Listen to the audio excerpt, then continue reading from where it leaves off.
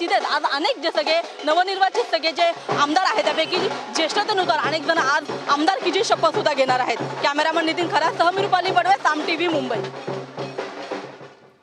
आपण पाहिलं आमच्या प्रतिनिधी रुपाली बडवे यांनी थेट राष्ट्रवादीच्या कार्यालयाबाहेरून सगळे जे आमदार आहेत विधान भवनाकडे निघाले, त्यांच्याशी बातचीत केली. यावेळी प्रत्येकानेच सांगितलंय की आम्ही अजित पवारांना शुभेच्छा दिल्या आहे आणि सोबतच नवीन सरकार जे आहे ते अगदी उत्सुकतेनं आणि आपल्या मतदारसंघात चांगलं काम करण्याचा विश्वास घेऊन आम्ही आता पुढे चालतो.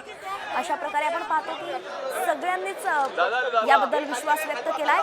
गुलाबी फेटा प्रत्येकाने घातला दिसतोय, तर शिवसेनेच्या गोटामध्ये भगवा फेटा आहे. फेट्याबद्दल एकंदरीत सांगायचं तर महाराष्ट्राची राजकीय संस्कृतीच नाही तर महाराष्ट्राची एकंदरीत सांस्कृतिक जी गाठ खुणगाठ असते ती आपण पाहतो की फेट्याला बांधलेली आहे. विजयाचं किंवा एखाद्या शुभ कार्याची सुरुवात फेटा घालून महाराष्ट्रात केली जाते आणि तोच विश्वास, विजयाचा विश्वास या ठिकाणी गुलाबी फेट्यातून अजित पवार दाखवताना दिसत आहेत.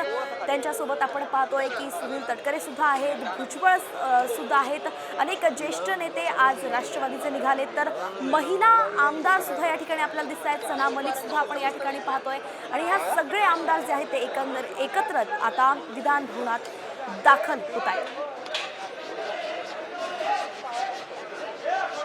प्रत्येकाशीच आपल्या प्रतिनिधींनी बातचीत केली आणि यावेळी अगदी विजयाचा उत्साह त्यांच्या चेहऱ्यावरती दिसतोय. आज प्रत्येकजण गोपनीयतेची शपथ जी आहे ती घेणार आहे आणि त्यानुसार आजपासून खरं तर विधानसभा जी आहे ती पुन्हा एकदा अस्तित्वात येईल, कारण की 288 आमदार आज शपथ घेतील. यापैकी हे 41 आमदार आपण पाहतोय राष्ट्रवादी अजित पवार पक्षाचे.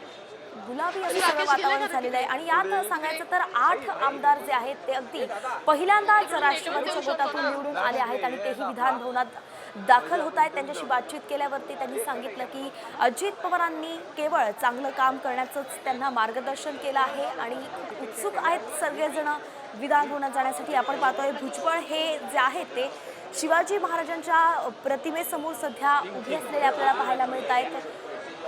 शिवाजी महाराज, छत्रपती शिवाजी महाराजांना अभिवादन करून हे सगळे आमदार विधान भवनात दाखल होतील आणि आज शपथ ते घेणार आहेत. नेमकं या सगळ्या आमदारांपैकी कोणाची मंत्रिमंडळात वर्णी लागते हे देखील पाहणं महत्त्वाचं असणार आहे. अनेक दिग्गज नेते आहेत ज्यांचं नाव चर्चेत आहे, काही ज्येष्ठ नेते तर काही नवे चेहरे सुद्धा आहेत ज्यांना संधी मिळण्याची शक्यता आहे. मंत्रिमंडळामध्ये यातील कुणाकुणाचा समावेश